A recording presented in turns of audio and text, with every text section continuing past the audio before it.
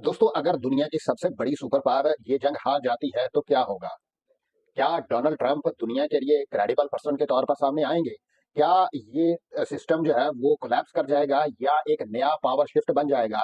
ये कई इस तरह के सवालात इस जंग ने जन्म देने शुरू कर दिए हैं कि डोनाल्ड ट्रंप इस वक्त मिन्नतों तरलों पे आ गए हैं और वो किसी भी सूरत में ये जंग को रुकवाना चाहते हैं। दूसरी तरफ जो ऑयल सप्लाई है वो रुक गई है और पूरी दुनिया के लिए बहुत बड़े मसाइल पैदा हो गए हैं। इकोनॉमिकली ग्लोबल इकोनॉमी जो है वो क्रैश कर चुकी है और अमेरिका के लिए जो उसका इमेज सुपर पावर का बना हुआ था, वो अब धड़म से नीचे गिरता नजर आ रहा है। क्या ये वो लम्हा है जहां से एक नई दुनिया की शुरुआत होने जा रही है, जिसमें एक नया पावर शिफ्ट होगा और नए कंट्री और किसी और कंट्री को ये पावर सौंपी जाएगी? 2026 में ये एक ऐसा मोड़ है जहां पे ये एक तारीख साज फैसला हो सकता है। अमेरिका और ईरान के दरमियान टेंशन अब सिर्फ पॉलिटिकल नहीं रही। अब ये एक ऐसी स्टेज पे चली गई है जहां पे एक फुल स्केल कन्फ्रंटेशन का खतरा पैदा हो गया है। और ये जो स्टेट ऑफ हॉर्मस का मामला है, जहां से 25% दुनिया का ऑयल और गैस के जो रिजर्व है वो यहाँ से गुजरते हैं। अब ये एक वॉर का सेंटर पॉइंट बन गया है और यही वो जगह है जहां से दुनिया की मईशत आप कह लीजिए कंट्रोल होती है। लेकिन असल सवाल ये है कि अगर अमेरिका ये जंग जीत जाता है और तो अगर अमेरिका ये जंग हार जाता है तो क्या वो उसका डोमिनेंस उस तरह से बरकरार रह पाएगा? तो इसका जवाब है, मेरा ख्याल है, बिल्कुल नहीं। पिछले 70 साल में एक ही सिस्टम काम कर रहा है और जिसे हम अमेरिकन डोमिनेंस कहते हैं। कोल्ड वॉर के बाद अमेरिका दुनिया की वाहिद सुपर पावर बनी और उसके बाद उसने इराक के अंदर, ईरान के अंदर, सॉरी, लीबिया के अंदर, अफगानिस्तान के अंदर बहुत सारी इन्वेजन्स की और खास तौर पे उन्होंने मिलिट्री इन्वेजन्स की हैं। वहां पे ग्राउंड रियलिटी इस पे ग्राउंड पे अपनी फौजें उतारी हैं और हर जगह एक मैसेज दिया है, अमेरिका डिसाइड्स ग्लोबल ऑर्डर। वो ये चाहते हैं कि किसी भी तरह से यहाँ की सारी जो है वो पिक्चर बदल जाए। उनका प्लान ये था कि यहाँ पे खमेनी को शहीद कर दिया जाएगा और उसके बाद अवाम जो है वो सड़कों पर आ जाएगी और यहाँ पे अवाम जो है वो अमेरिकन मिलिट्री और इजरायली मिलिट्री का साथ देगी। लेकिन ऐसा बिल्कुल नहीं हुआ। अब देखिए, चाइना इकोनॉमिक गेट बन चुका है, रशिया जो है वो मिलिट्री पावर है और जो ईरान जो है वो डायरेक्ट चैलेंज दे रहा है अमेरिका को। और ये वो लम्हा है जहाँ पे हिस्ट्री जो है वो टर्न ले रही है। अक्सर लोग समझते हैं कि ईरान एक वीक कंट्री है, लेकिन ऐसा बिल्कुल नहीं है। ये आप कह लीजिए हकीकत के बिल्कुल उल्ट है। ईरान ने डेकेड्स तक सैंक्शंस का सामना किया है। वो किसी सूरत भी अमेरिकन के सामने हथियार नहीं डालेंगे। उन्होंने कहा कि हम तो पहले ही मरे हुए हैं, हमारे पे तो पहले ही सैंक्शंस हैं और कितनी ये सैंक्शंस लगा सकते हैं। अपनी जो मिलिट्री स्ट्रेटजी है उन्होंने कंप्लीटली डिफरेंट अंदाज में डेवलप किया है अपने आप को ईरानियंस ने। और ईरान डायरेक्ट वॉर से ज्यादा लॉन्ग वॉर जो है वो लड़ता है और ये वो चीज है जो अमेरिका के लिए खतरा समझी जा रही है। अमेरिका लंबी जंग नहीं लड़ना चाहता। वो नहीं चाहता कि इसको ड्रैग किया जाए। वो क्विक वॉर और क्विक विक्ट्री चाहता है। और जो ईरान है वो एक स्लो वॉर का जो है वो प्लान अपने आप में बनाए हुए है। अब ग्राउंड रियलिटी क्या है? स्टेट ऑफ हार्मस पर जो है वो प्रेशर बढ़ रहा है। ऑयल जो टैंकर्स हैं वो आप कह लीजिए खतरे में है और जो ग्लोबल सप्लाई चेन है वो इस वक्त जो है वो डिस्टर्ब है। ऑयल प्राइसेस जो हैं वो ऑलरेडी स्पाइक कर रही हैं और $120 फी बैरल तक पहुंच चुकी हैं। अगर ये जंग जारी रहती है तो पूरी दुनिया जो है वो एक इकोनॉमिक क्राइसिस का शिकार हो जाती है। ये सिर्फ अमेरिका वर्सेस ईरान नहीं है, बल्कि ये आप कह लीजिए इकोनॉमी वर्सेस अनसर्टेनिटी का मामला है। इकोनॉमी के अंदर ये मामला जो है वो बहुत हद तक पेवस हो चुके हैं। अब सवाल ये पैदा होता है कि अगर डोनाल्ड ट्रंप ये जंग हार जाता है तो कॉन्सिक्वेंसेज इसके क्या होंगे? क्या अमेरिका अपना जो सो कॉल्ड सुपर पावर का स्टेटस है वो बरकरार रख पाएगा? इसका जवाब जो है वो आने वाला वक्त बताएगा। अगर अमेरिका ईरान को डिफीट ना कर सका तो दुनिया में उसको फियर फैक्टर जो है वो खत्म हो जाएगा। छोटे ममालिक भी जो है उसको चैलेंज करना शुरू कर देंगे।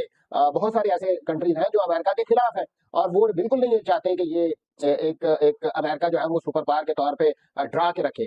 जो दुनिया है वो यूनिपोलर से अब मल्टीपोलर में बदलती जा रही है। छोटे छोटे टुकड़ों में बढ़ती जा रही है। छोटी छोटी सुपर पावर्स बनती जा रही है। लेकिन इस जंग के बाद जो दुनिया है वो जैसे ही मल्टी पोलर बन चुके होगी तो यहाँ जो पावर्स हैं वो डिवाइड हो जाएंगी। पावर जो है वो डिफरेंट लोगों के पास चली जाएंगी।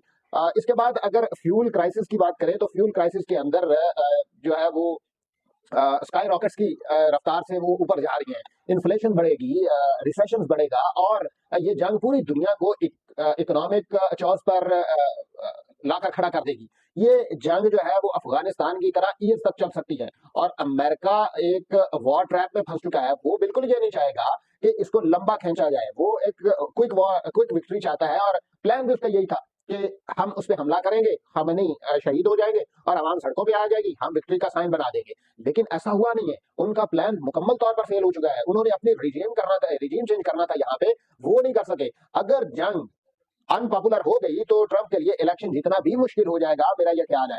हिस्ट्री बताती है कि फेल्ड वॉर जो पॉलिटिशियंस हैं उनको गिरा देती है। अगर ये कॉन्फ्लिक्ट एस्केलेट हो गया तो सिनेरियोज जो है वो डेंजरस हो सकते हैं, मेरा ख्याल है। मिडल ईस्ट जो है वो फुल जंग के दहाने पर खड़ी हो जाएगी। इसराइल जो है वो इन्वॉल्वमेंट अगर नहीं करता तो अमेरिका जो है वो बिल्कुल खत्म हो जाएगा। ग्लोबल ऑयल जो क्राइसिस है वो बढ़ते जा रहा है, हत्ता कि जो वर्ल्ड वॉर टाइप की सिचुएशन ये भी मेरा ख्याल है वो बन रही है। ये वो पॉइंट्स हैं जहां दुनिया जो है वो कंट्रोल से बाहर जा सकती है। लेकिन एक पॉजिटिव सिनेरियो मेरा ख्याल है वो ये बन सकता है कि अमेरिका और ईरान जो है वो निगोशिएशंस करें, और उसके अंदर डिफरेंट कंट्रीज को शामिल करें। कुछ वो कंट्रीज शामिल हों जो अमेरिकन के ज्यादा करीब है, कुछ वो कंट्रीज शामिल हों जो ईरानियंस के बहुत ज्यादा करीब है। अमेरिका और ईरान के दरमियान निगोशिएशन जो है वो इस वक्त खित्ते के लिए फायदेमंद हो सकती है। यहाँ पे अगर सीज फायर हो जाता है तो दुनिया एक बड़ी जंग से पीछे हट जाएगी, और दोनों जो है वो साइड जो है विक्ट्री क्लेम करेंगे। जाहिर बात है आने वाले वक्त में अगर उनका आपस में सीज फायर हो जाता है, ये एक पॉलिटिकल एग्जिट स्ट्रेटजी हो सकती है। क्योंकि ईरान ने गर्दन से दबोच लिया अमेरिका को, और अमेरिका को वो हिलने नहीं दे रहा। तो अब सवाल अब फिर वही है कि क्या अमेरिका की डोमिनेंस खत्म हो रही है, या ये सिर्फ एक टेम्परेरी जो चैलेंज है वो हो सकता है। जो हिस्ट्री है वो हमें ये बताती है कि सुपर पावर का एक दिन खत्म होता है, लेकिन असल सवाल है कि क्या हम वो दिन लाइव देख सकेंगे?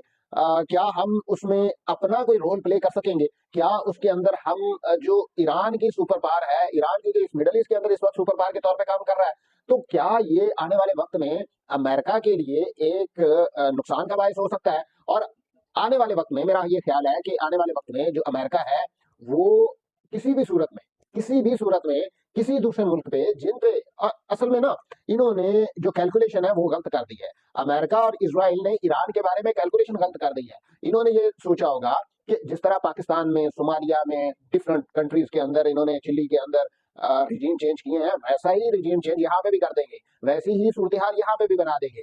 लेकिन ऐसा हुआ नहीं क्योंकि अवाम जो है वो अपने लोगों के साथ खड़ी हो गई है, अपने आर्मी के साथ, अपने लीडर्स के साथ वो खड़ी हो गई है। उन्होंने कहा कि हम किसी भी सूरत में अपने लीडर्स की शहादत को भुलाएंगे नहीं, हम इसका बदला लेंगे। और फिर ये सूरत हाल जो है वो आने वाले वक्त में आप देखेंगे कि ये जो अमेरिका का सुपर पावर स्टेटस है वो खत्म होगा।